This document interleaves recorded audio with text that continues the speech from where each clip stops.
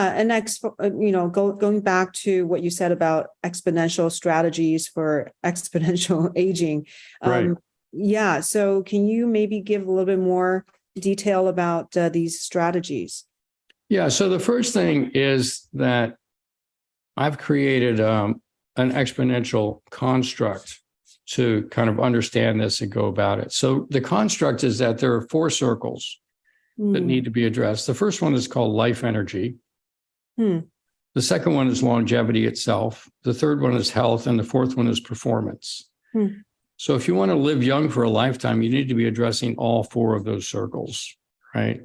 And so many practices are addressing, well, we're going to work on your health. We're going to work on your quote unquote longevity. We work on all 4 circles, right? And the reason for that is that the life energy circle includes things like mindset, right? And in our world, as I mentioned, our practice is married to our questions, not our current answers. And so we find the clients that do the best have a similar mindset where they're married to the questions and not their current answers. So if they come in and say, well, I know how to eat, I know how to work out, I know how to do this, I know how to meditate. It's like, well, okay, but your testing is showing that it's not getting the job done. So are you married to your answers, or are you married to the question, how do I actually get young? And if people are married to their answers, they're really already in the backwash, quite honestly, because when you have a fixed mindset, the world is changing, the world's adapting. You know this as well as I do, right? Medicine's adapting, everything's changing. Your health is changing. The aging process is exponential. If you are not married to your questions and willing to iterate new answers as are required, you're not going to get it done, right?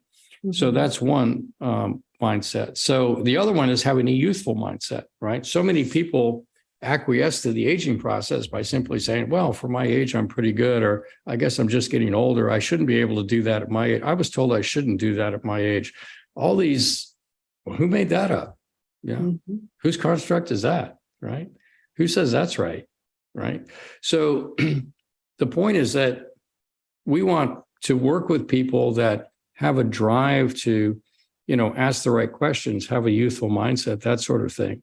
Then there's other things like, feeling loved. A lot of people don't really feel unconditional love for themselves. They have, situations where they're constantly beating themselves up. You talk to people, oh, nobody's harder on me than me. I'm the hardest person on myself, right? It's like, okay, well, what's that all about, right? And so, because what that does is it increases stress inside the biological organism, right? And so that accelerates the aging process. And it also doesn't enable us to actually live our best lives. So, and then there's mental health issues. So many people suffer with anxiety, depression, PTSD, addictions of one variety or another, right? And so how do we actually solve those problems? So the way I have kind of understood psychology is that really all psychology is related to trauma.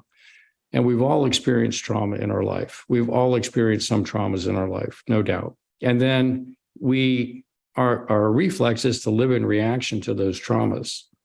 So, and then we create stories around those traumas. It's like, well, this happened to me. I couldn't do that because that's not who I am. And we create an identity out of those stories.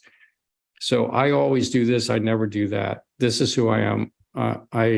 This blah, blah, blah. And we create this fabricated reality of who we are, right? But it's built on traumas and living in reaction to traumas. And so part of living young for a lifetime, think of it this way. It's how do I have a 300-year-old mind and a 30-year-old body, right? Or I have wisdom and enlightenment and transcendence above all these things, right? That's really the goal here.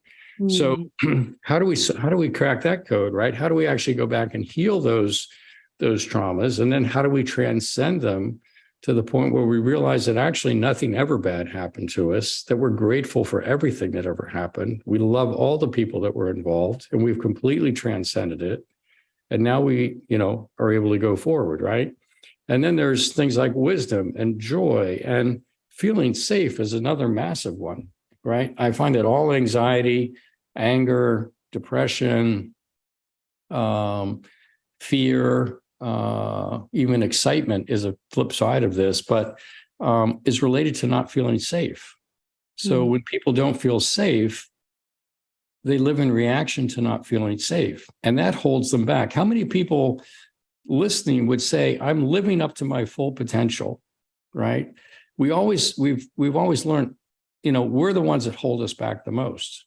And what's that related to? It's the way we think. It's the constructs that we live with. Well, I couldn't do that, right? I couldn't do this.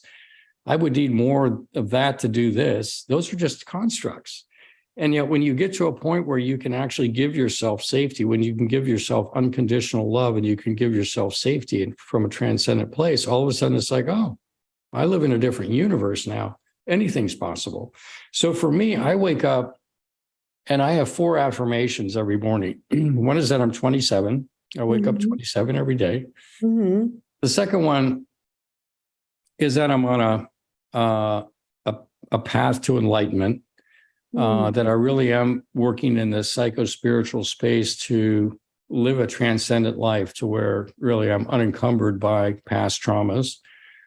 The third is that I have access to unlimited resources.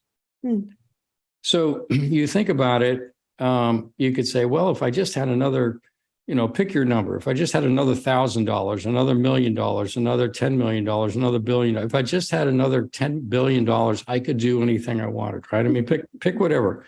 So here's my take on it. I already have 10 billion. I have $1 trillion. I have unlimited resources. No, I have unlimited resources available to me.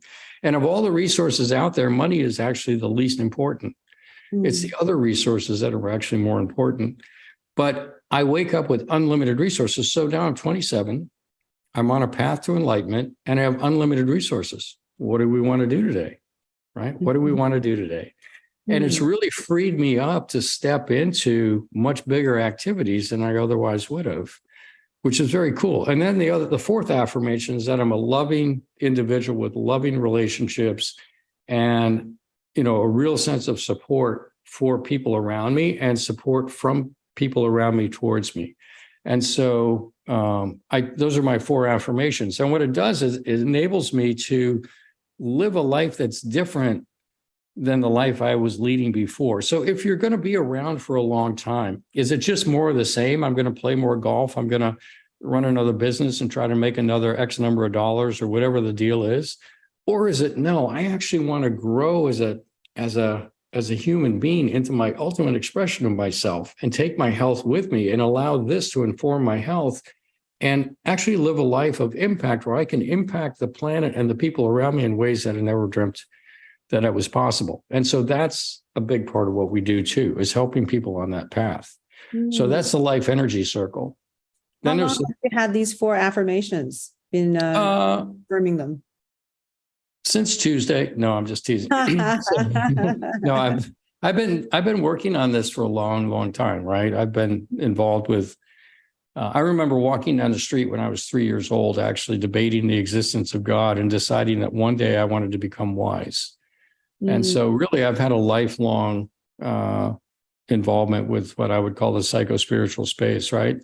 So yeah, these affirmations actually sometime this last spring, actually, a couple of them dropped in, particularly this one about having unlimited resources. What difference has it made for your life after repeating these to yourself? Yeah, so the difference is that I, number one, feel like I live in a fabric of loving support, right? The universe is here, we're here, there's support coming in. I'm supporting other people. That's the energetic that I bring. This collaborative, it's supportive. I don't have any scarcity in my life. I have unlimited resources. There's no scarcity. So I don't work out of fear. I don't work out of, anything like what's in it for me. I don't do that. I work for win-win situations. And it's also because I have unlimited resources, like, oh, okay, well, let's build an international company. All right, sure, let's do that. We have unlimited resources. Let's do it. So that's what we're doing. So it's just changed my whole perspective on what's possible and what we're doing. Wonderful.